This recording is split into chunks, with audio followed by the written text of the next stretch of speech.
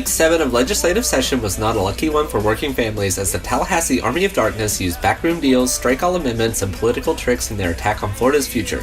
Massive amendments to key legislation with little to no notice changed the course of legislative session and our future, routing us to a dark dystopian world ruled by special interests.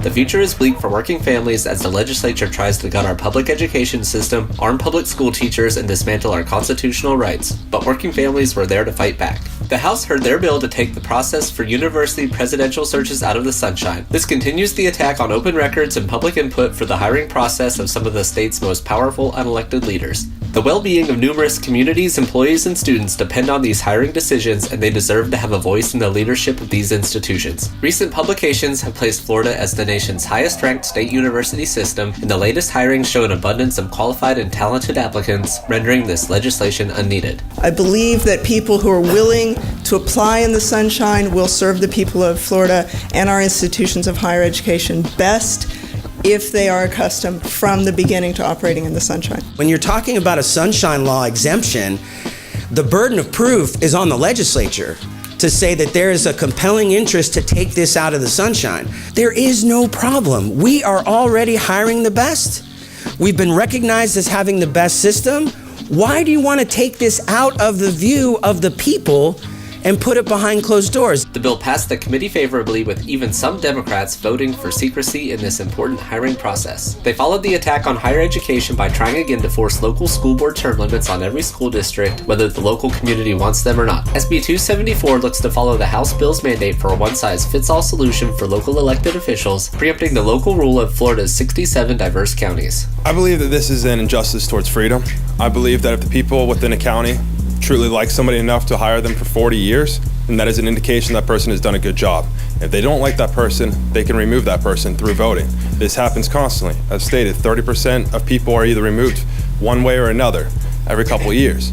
This is a good indication that the system is working. I've heard some of us sitting up here, we've talked about bad term limits for us. I just don't know why we're focusing just on school board members and why we want to take that option away from the local people. After hearing another round of impassioned pleas from affected Floridians, the bill was temporarily postponed, but could come back to committee and end up on the Senate floor for a final vote. This was a significant victory, but we have to be vigilant to make sure it's a lasting one. The future of healthcare was up next on the legislature's path to apocalypse. You feel hot? Medicine? No. Soup. The Senate had dramatically watered down a House bill that would eliminate the certificate of need for the construction of new healthcare facilities, a process designed to protect our social safety net for healthcare from unfair practices of for-profit healthcare corporations. However, after the Florida AFL-CIO and reluctant senators from both parties supported the Senate version to get it out of its last committee stop, the bill's sponsor, Senator Gail Harrell, completely reversed course with a last-minute strike-all amendment to SB 1712, putting the future of public hospitals in jeopardy. The Senate Appropriations Committee decided to follow the House's lead and sided with industry leaders in creating a tiered healthcare system that will leave some of Florida's most vulnerable families behind. The certificate of need is in place because whether it's public, private, and anything in between, tax dollars are completely wound throughout and bound up in our healthcare systems. And so the certificate of need, it doesn't just protect patients, but it also protects taxpayers. We oppose this amendment, and if this amendment were to be adopted, we would have to oppose the bill. Not just because of the threat to the workers who we represent, but also because of the fundamental threat that this poses to patients. I just have to say the process stinks to high heaven. To have a radical shift in a first committee of reference chairman's bill in appropriations after going through two committees makes a mockery of the entire committee process of this institution. Ignoring citizens, the future of healthcare, and Senate decorum, the committee passed the bill favorably for a full Senate vote. The House heard their version of the anti-voter initiative bill, which like a tidal wave looks to finish the legislature's decade-long attack and sink the ballot initiative once and for all. A strike-all amendment was placed in the bill, but the State Affairs Committee made their intent known quickly that this was the final blow to the citizens' ability to place an item on the ballot through the petition process. The power to propose amendments to any section of the Constitution by initiative is reserved to the people. Reserved to the people is the key phrase here. It means the initiative process in Florida is immune to the day-to-day politics of this body, that the legislature does not have the right to hinder the ability of the people to propose amendments to our Constitution. The initiative process is our tool. It belongs to us. Before you vote on this bill, ask yourself, does this make it harder or practically impossible for citizens to act on their rights? The answer to me is clear. It is yes, it does. Please vote no on this bill. Thank you. Adding more hurdles to this process does not help the voters of Florida.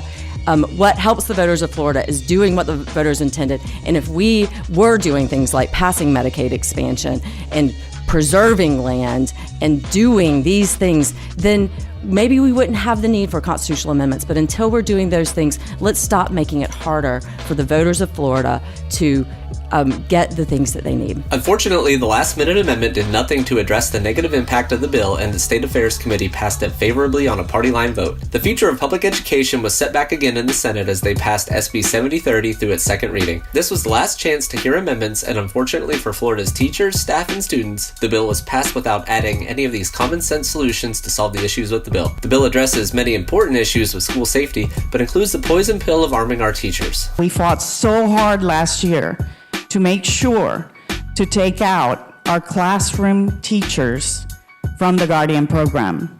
And here we are again, not only a year later, putting them back in. In good conscience, I can't support legislation that would allow teachers to hold guns when I haven't had a teacher come to me and ask to carry a gun. In my district, there are children that are living with gun violence every day outside of school. The school is a safe space for them. The teacher is a safe space for them. Let's not inject this into that safe space for these children. Yet again, I think this legislature just cannot help itself. The NRA's #1 priority across the country is to get rid of safe zones. The suggestion that this is a totally voluntary program is just really not accurate. The money that's tied to this program will compel many districts to take these steps, perhaps when they don't want to. We should be giving our teachers tools of mass instruction, not arming them with tools of mass destruction. We want teachers to teach and inspire and encourage our children, not to be the last line. We don't want to protect our most precious commodity on the cheap.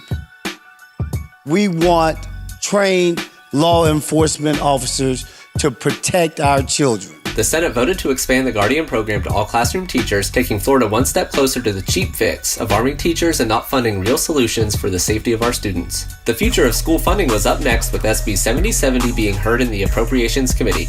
This bill will place an apocalyptic future on public education by placing public tax dollars into private school vouchers. This illegal tax scheme has been previously ruled unconstitutional, but some in the legislature hope a new governor and Supreme Court will vote favorably, devastating the structure of public education for future generations. We believe that this bill is unconstitutional because it is unconstitutional to take public dollars and spend them on religious institutions. The children that came up here today, my heart goes out to them. I understand that their parents want to put them and give them better opportunities, and we at the League of Women Voters would argue that those opportunities would be in their neighborhoods had we not stripped public dollars from their neighborhood schools. Have no problems with parents choosing where to send their kids, never have had that problem. But when you start taking general revenue funds to send children to private school, we fundamentally stand in opposition to that. The Senate voted in favor of private schools and moved the bill forward. The attacks were never ending this week, as many bills that would wreak havoc on the future of working Floridians moved closer to becoming law. Against public opinion, impassioned pleas from fellow legislators, and in many cases common sense, the legislature continued their onslaught on our future. Thankfully, the Working Families Lobby Corps was there to help protect the future of working families in Florida. Come with me if you want to live. Listen as they describe their experience this week at the Capitol. This is my first time up here in Tallahassee. I urge that everybody get the chance, if you can, to come up. It is a very educational experience. We do have real issues, and these are real people that we have to speak with.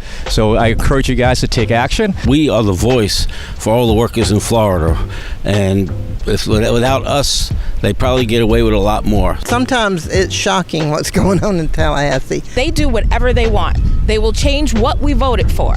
So we need to come and be part of the process. Voting is not the end of the line. You need to come and see what's happening. Working Family Lobby Corps is the last bastion of real working class families being here and engaging with the process in a very real way. So we absolutely need every single one of you that is able to come and be a part of this process with us. Solidarity! As the last line of defense for working families in Florida, we need your help. Sign up for the Working Families Lobby Corps now, as time is running out to save our future. We need to show the legislature we will not back down, and we will return as long as they are in session. I'll be back.